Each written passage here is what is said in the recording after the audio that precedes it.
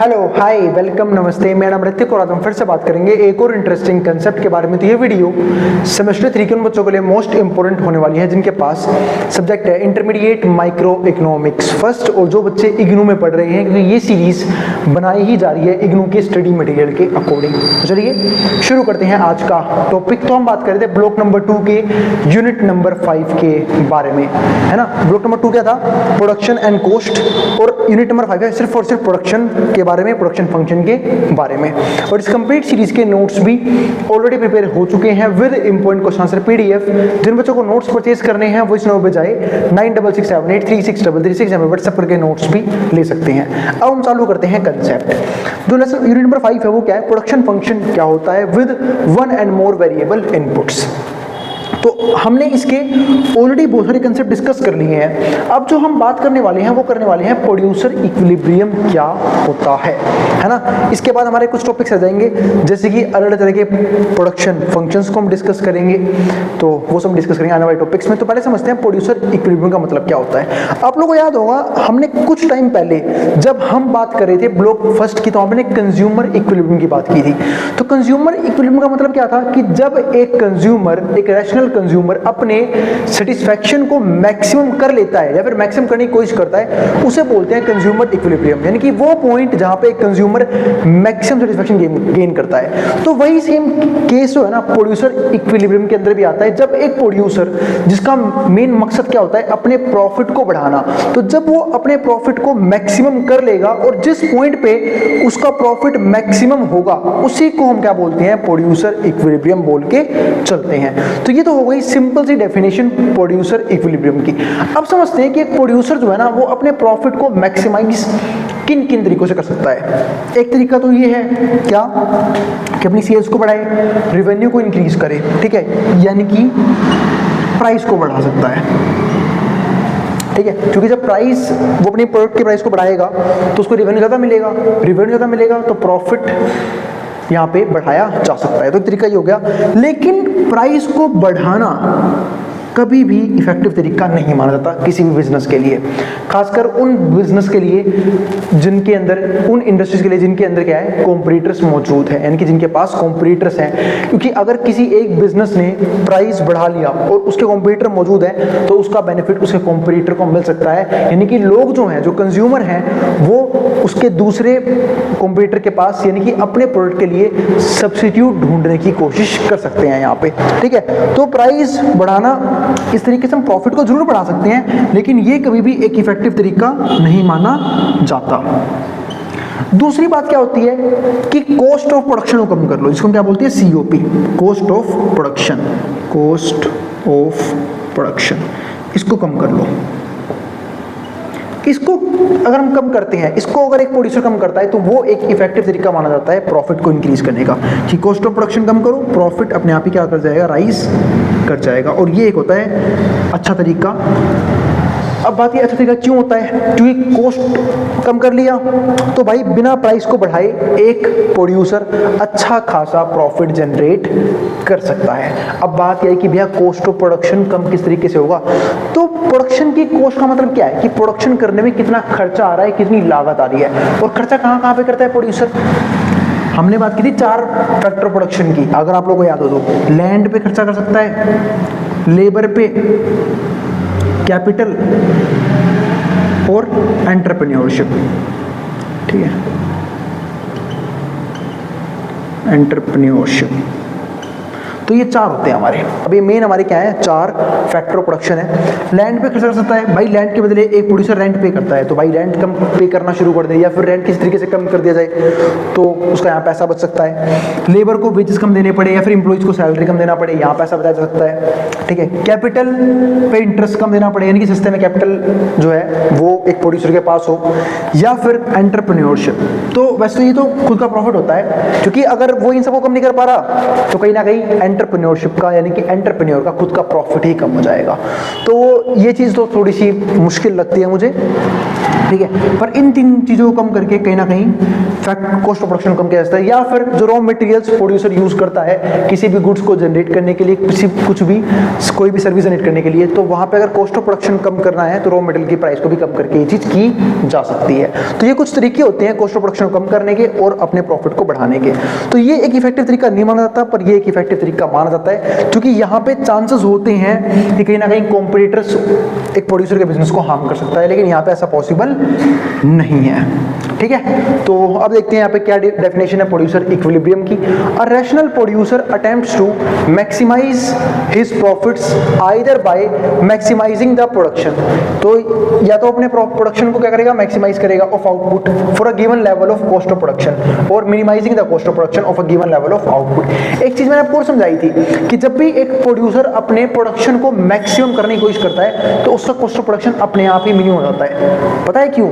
क्योंकि total cost में दो चीजें इन्वॉल्व होती हैं, एक टोटल फिक्स्ड कॉस्ट, दूसरा टोटल वेरिएबल कॉस्ट। और अगर ये दो कॉस्ट इन्वॉल्व है जिसमें टोटल फिक्स्ड कॉस्ट भी है और टोटल वेरिएबल कॉस्ट भी है, तो मैं यहाँ पे एक बात तो कह ही सकता हूँ कि अगर प्रोडक्शन अगर बड़े लेवल पे होगा तो टीएफसी जो है, टोटल फिक्स्ड कॉस्ट जो है, वो कहीं ना कहीं कम होता चला जाएगा। देखो वेरिएबल कॉस्ट तो ऐसी कॉस्ट होती है जो प्रोडक्शन के साथ साथ राइज करती रहती है, लेकिन फिक्स्ड कॉस्ट तो कांस्टेंट है। तो जितना ज्यादा प्रोडक्शन करूंगा जो फिक्स्ड कॉस्ट है उतना ही क्या होना शुरू हो जाएगा, कम होना शुरू हो जाएगा, यानी कि सब में बढ़ जाएगा, जिसकी वजह से ओवरऑल टोटल कॉस्ट जो है वो क्या हो जाती है, कम हो जाती है। जिसके तरीके से एक प्रोड्यूसर अपनी कॉस्ट ऑफ प्रोडक्शन को कम करके अपने प्रॉफिट को मैक्सिमाइज यहाँ पे कर सकती है। तो ये एक पॉइंट हो गया। Either way the producer chooses it will result in employment of an optimum combination of resources in the production process show that, अब यहाँ पे देखो यहाँ पे क्या लिखा हुआ है, तो either way the production chooses it will result in employment of an optimum combination. तो यहाँ पे एक चीज हो सकती है कि भाई जो एक प्रोड्यूसर है वो अलग अलग कॉम्बिनेशन यूज करता है प्रोडक्शन करने के लिए, भाई उसको भी लेबर चाहिए, ठीक है, लैंड चाहिए, कैपिटल चाहिए, तो इनका एक कॉम्बिनेशन यूज कर सकती है, और वो भी ऐसा कॉम्बिनेशन जो चीप रेट पे अवेलेबल है, प्रोड्यूसर के बजट के अंदर है, जिसकी वजह से प्रोडक्शन कॉस्ट है वो कम हो जाएगी तो प्रॉफिट बढ़ जाएगा। तो combination of the resources in the production process show that MRTSLK equals the price ratio. तो ये जो है वो प्राइस रेशियो के इक्वल हो of the factors that is, अब यहाँ से एक पॉइंट यहाँ पे क्या आया कि प्रोड्यूसर का इक्विलिब्रियम उस पॉइंट पे होगा, ठीक है, ये कंडीशन आ गई जहां पे MRTS, ये मैं आपको पिछली वीडियो में पढ़ाया था, मैंने समझाया था कि MRTS का मतलब क्या होता है, marginal rate of technical substitution. वो जो है ना वो प्राइस रेशियो के इक्वल है, यानी कि W/R के इक्वल है, ठीक है। तो ये हो गया हमारे पास, इसको हम क्या बोलते हैं, फैक्टर प्राइस रेशियो, यानी कि MPL डिवाइड बाय MPK, ये फॉर्मूला था MRTS का। MRTS बराबर है इसके, ठीक है, यानी कि marginal product of labour upon marginal product of capital. क्योंकि MRTS का मतलब पता है क्या होता है, marginal rate of technical substitution, यानी कि एक प्रोड्यूसर अपनी एक मतलब अपने जो प्रोडक्शन फंक्शंस हैं या फिर प्रोडक्शन इनपुट्स हैं उसको कैसे सब्स्टिट्यूट कर रहा है, यानी कि कितनी लेबर यूज कर रहा है, कितनी कैपिटल यूज कर रहा है, और अगर कैपिटल बढ़ाएगा तो लेबर कम करनी पड़ेगी, लेबर बढ़ाएगा तो कैपिटल कम करनी पड़ेगी। तो इसी को हम क्या बोलते हैं यहाँ पे, marginal rate of technical substitution, यानी कि एडिशनल क्वांटिटी लेबर की गेन करने के लिए कितना कैपिटल सैक्रिफाइस यहाँ पे करना पड़ रहा है। क्योंकि जो प्रोड्यूसर है उसका बजट भी क्या होता है, लिमिटेड होता है, तो उसको उसी बजट में एक्सपेंडिचर्स करने होते हैं। तो ऐसा भी नहीं है कि वो कैपिटल अच्छा खासा लगा देगा, मशीनरी बहुत ज्यादा आएगा और लेबर भी बहुत ज्यादा आएगा। तो अगर उसे एक चीज बढ़ानी है दूसरी चीज कम करनी पड़ेगी लिमिटेड अमाउंट होने की वजह से, जो बराबर है W/R के। अब यहाँ पे एक पॉइंट समझते हैं, equilibrium condition represents the tangency between the isoquant and isocost line. ये दिखाता है कि जब आइसोक्वेंट कर्व, आप लोगों को याद होगा पिछले टॉपिक में डिस्कस किया था कि आइसोक्वेंट्स क्या होते हैं। तो ये जो आइसोक्वेंट कर्व है, आइसोक्वेंट कर्व जिस पॉइंट पे इक्विलिब्रियम, ऐसा एक और बनाना भूल ही गया, एक और बना लेते हैं, ये मैंने यू बना लिया एक, ठीक है, ये रहा। तो जो आइसोक्वेंट यहाँ पे कर्व है और एक यहाँ बना लेते हैं, एक मिनट यहाँ बना लेते हैं, सॉरी, ठीक ठीक है, ये 3 बनेंगे हमारे।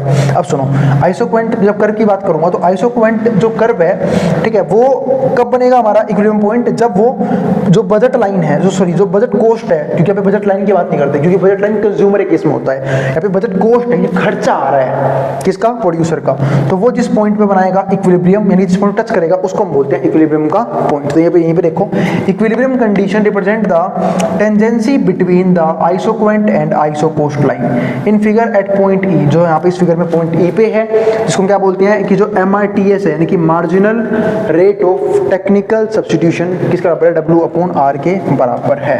तो ये हमारा आया, ये पॉइंट हमारा क्या बना इस सवाल का आंसर, यानी किसके बराबर। अब रीजन भी समझ लेते हैं इस चीज का। आप लोगों को याद होगा ऐसा ही कुछ हमने देखा था कंज्यूमर इक्विलिब्रियम के केस में, उसे रेट करते रहना।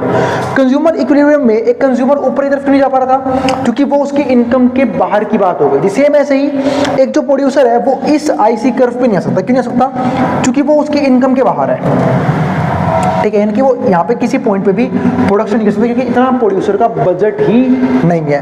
और अगर वो इसके अंदर रखता है ई के पॉइंट को, इसका मतलब क्या है कि अभी तक वो अपने रिसोर्सेज को, अपने बजट को एफिशिएंटली ऑप्टिमल लेवल पे यूज नहीं कर पा रहा, यानी कि बाहर इसलिए नहीं जा पा रहा क्योंकि बजट नहीं है, अंदर इसलिए अंदर रह गया वो। इसका मतलब क्या है कि वो कहीं ना कहीं अपने बजट को पूरी तरीके से यूज नहीं कर रहा अपने प्रोडक्शन प्रोसेस के टाइम पे। तो इसलिए ये पॉइंट होता है, ये होती है आइडल कंडीशन, जहां पे बजट कोस्ट इस आइसोक्वेंट कर्व को टच करती है, ठीक है। और हाँ ठीक है, बाकी तो चलो अब आगे देखते हैं। अगला टॉपिक तो ये हो गया प्रोड्यूसर का इक्विलिब्रियम का ग्राफ। तो मैंने आपको प्रोड्यूसर इक्विलिब्रियम भी समझा दिया, आपको कंडीशन भी समझा दी, क्योंकि जब भी एग्जाम में क्वेश्चन आएगा प्रोड्यूसर इक्विलिब्रियम का तो आपको पहले उसको डिफाइन करना पड़ेगा वो होता क्या है, ठीक है, किस तरीके से एक प्रोड्यूसर मैक्सिमम इक्विलिब्रियम अचीव कर सकता है, यानी कि मैक्सिमम प्रॉफिट जनरेट कर सकता है, उसी कंडीशन लिखनी पड़ेगी, ठीक है। और फिर उसका लास्ट में क्या करना पड़ेगा, आपको ग्राफ बनाना पड़ेगा और ग्राफ को डिफाइन भी करना पड़ेगा, ठीक है। तो अब बढ़ते हैं अगले टॉपिक की तरफ। अगला टॉपिक क्या है, इलास्टिसिटी ऑफ टेक्निकल सब्स्टिट्यूशन। अब ये टॉपिक तो वैसे हमने पहले भी डिस्कस किया हुआ है, फिर बता देता हूं। देखो इलास्टिसिटी का मतलब क्या है, हमने भी डिस्कस किया टेक्निकल सब्स्टिट्यूशन को, MRTS को, marginal rate of technical substitution, कि एक प्रोड्यूसर कैसे अपने एक इनपुट से दूसरे इनपुट की तरफ जाता है, एक इनपुट को गेन करता है, दूसरे को सैक्रिफाइस करना पड़ता है। तो अब बात यह आती है कि वो किस रेट पे होता है, उसको हम यहाँ पे क्या बोलते हैं, इलास्टिसिटी ऑफ टेक्निकल सब्स्टिट्यूशन, ठीक है। अब ये समझते हैं। तो elasticity of technical substitution is the production is a measure of how easy it is to shift between factors of production, कि कितना इजी है फैक्टर ऑफ प्रोडक्शन को चेंज करना। अब बोलेंगे भैया तो प्रोड्यूसर की मर्जी होती है, वो चाहे तो कैपिटल ज्यादा यूज कर ले, वो चाहे तो लेबर ज्यादा यूज कर ले, पर ऐसा पॉसिबल नहीं होता मेरे भाई। कई बार एक कंपनी के अंदर फ्लेक्सिबिलिटी नहीं होती, रिजिडिटी ज्यादा होती है। तो हमें यही चीज सिखाता है ये इलास्टिसिटी ऑफ टेक्निकल सब्स्टिट्यूशन, की कितना इजी है एक प्रोडक्शन इनपुट को दूसरे प्रोडक्शन इनपुट से चेंज कर पाना। क्या हम कैपिटल ज्यादा यूज कर पा रहे हैं लेबर को कम यूज करके, क्या पता भाई उस बिजनेस के अंदर लेबर की डिमांड ज्यादा हो, तो ऐसे केस में वो जो प्रोड्यूसर है वो क्या हो जाएगा, रिजिड हो जाएगा, उसे लेबर ही ज्यादा यूज करनी पड़ेगी। और अगर मान लो कि किसी कंपनी की प्रोडक्शन मशीनरी पे डिपेंड करती है तो वो लेबर ज्यादा यूज नहीं कर पाएगा, उसे मशीनरी ही यानी कैपिटल ही ज्यादा यूज करना पड़ेगा। तो वही चीज हम यहाँ पे सीखते हैं कि इलास्टिसिटी एक तरीका होता है मेजरमेंट का, कि how easy it is to shift between factors of production, कि कितने इजी तरीके से हम फैक्टर प्रोडक्शन के अंदर शिफ्ट कर सकते हैं। इसका सिंपल सा फॉर्मूला ये बराबर है सिग्मा, ये फॉर्मूला सिग्मा होता है। सिग्मा जनरली हम इससे दिखाते हैं या फिर इससे, पर दोनों के मतलब अलग अलग होते हैं। इसका मतलब है समेशन, इसका मतलब हम स्टैट्स में यूज करते हैं समेशन के तौर पे। आप लोगों ने भी 9th 10th की मैथ्स में इसे यूज किया होगा, 10th की मैथ्स में, 11th 12th की मैथ्स में यूज किया होगा अगर आप लोगों ने स्टैट्स पढ़ी है तो। अब यहाँ पे देखो proportionate change in ratio of inputs, तो ऊपर क्या आएगा, प्रोपोर्शनेट चेंज, कि कितना चेंज आ रहा है इनपुट्स के रेशियो में जो हम यूज कर रहे हैं, ठीक है। दूसरा डिवाइड किसे करेंगे, proportionate change in marginal rate, कि एडिशनल कितना चेंज करना पड़ रहा है technical substitution of L for K, कि L में हम कितना चेंज करें K के लिए, तो वो हमारे पास यहाँ पे क्या बनता है, इसका फॉर्मूला बन जाता है। उसको फिर हम ऐसे लिखते हैं। अब देखो proportionate change in ratio of inputs, कि हम कितना चेंज करें तो कैसे निकलेगा, K/L, ठीक है, प्रोपोर्शनेट चेंज इन K/L। और नीचे क्या आएगा, proportionate change in MRTS L के, क्यों, क्योंकि नीचे क्या था, marginal rate of technical substitution. अब ये बना फॉर्मूला कि भाई K में चेंज करें तो K में चेंज L की वजह से, और नीचे क्या आएगी, इनिशियल वैल्यू, क्योंकि हमेशा चेंज निकालते वक्त जब हम परसेंटेज की बात करते हैं तो नीचे हम इनिशियल वैल्यू लेते हैं। लेते हैं। जैसे फॉर एग्जांपल आपको समझाता हूँ इस चीज़ को। अगर मान लो पहले किसी की इनकम 100 रुपये थी, अब वो इनकम 100 रुपये से कितनी हो गई, 120 रुपये हो गई। आपसे पूछे कितने का चेंज आया, तो आप क्या बोलोगे, भाई 20 रुपये का चेंज आया। पर किस पे आया, 100 रुपये पे आया ना, इसलिए इनिशियल वैल्यू को नीचे रखते हैं कि अपने क्या आएगा, नीचे रहेगा। और अगर इसी को परसेंटेज में कन्वर्ट करना हो तो मैं इसको 100 से मल्टीप्लाई कर दूंगा कि भाई 20% उसकी इनकम क्या हो गई, बढ़ गई है। तो वही चीज यहाँ पे है। अब नीचे देखो जो MRTS में चेंज कैसे निकलेगा, डेल्टा MRTS एल के और इनिशियल MRTS। इसके बाद एट इक्विलिब्रियम ये किस तरीके से काम करेगा। अगर हम बात करें इक्विलिब्रियम की, और इक्विलिब्रियम क्या था, वो पॉइंट जहां पे एक प्रोड्यूसर मैक्सिमम प्रॉफिट जनरेट करता है। MRTS एल के इक्वल्स टू W/R। तो जो MRTS है वो W/R के बराबर होना चाहिए, यानी कि जो हमारा आइसोक्वेंट कर्व है वो मैं कह सकता हूं वो आइसो कोस्ट के इक्वल होनी चाहिए। Therefore we get sigma equals to this formula। ठीक है कि भाई ये हमारा फॉर्मूला और डेल्टा W/R अपॉन में W/R। ठीक है, इसका मतलब ये था कैपिटल में चेंज, ठीक है, डिवाइड बाय लेबर, और ये था हमारा इनिशियल कैपिटल। और यहाँ पे क्या था, वेजेस में चेंज R, और ये हमारा क्या हो गया, W/R यानी कि इनिशियल रेशियो। ठीक है, तो ये हमारा बन जाता है फॉर्मूला किसका, इलास्टिसिटी ऑफ टेक्निकल सब्स्टिट्यूशन का। तो उम्मीद है आपको दोनों टॉपिक समझ में आ गए होंगे। अब आने वाली वीडियो में हम बात करेंगे, एक तो अगर टेक्निकल एडवांसमेंट आती है तो उससे एक प्रोड्यूसर को कैसे बेनिफिट मिलता है, और अगर कोई प्रोड्यूसर आउटडेटेड टेक्नोलॉजी यूज कर रहा है तो उसे किस प्रकार से लॉस होता है। इसके अलावा हम अलग अलग तरह के प्रोडक्शन फंक्शंस को डिस्कस करेंगे आने वाली टॉपिक्स के अंदर। ठीक है, तो मिलेंगे अगली वीडियो में। तो भाई अगर वीडियो पसंद आई हो तो वीडियो को लाइक कर देना और चैनल को सब्सक्राइब भी कर देना। ऐसी वीडियोस के लिए उन बच्चों में शेयर भी कर देना जिन बच्चों का एग्जाम होने वाला हो सेम सब्जेक्ट का, जिसको जो उतारना उतार सकता है। मेट्रो बोर्ड के सामने से मिलेंगे अगली वीडियो के अंदर। और भाई प्लीज जो इस वीडियो को कॉलेज अड्डा पे देख रहे हैं, ठीक है, मैं इग्नू अड्डा का लिंक डाल दूंगा इस वीडियो के डिस्क्रिप्शन में, उसको भी जाके सब्सक्राइब जरूर कर लेना।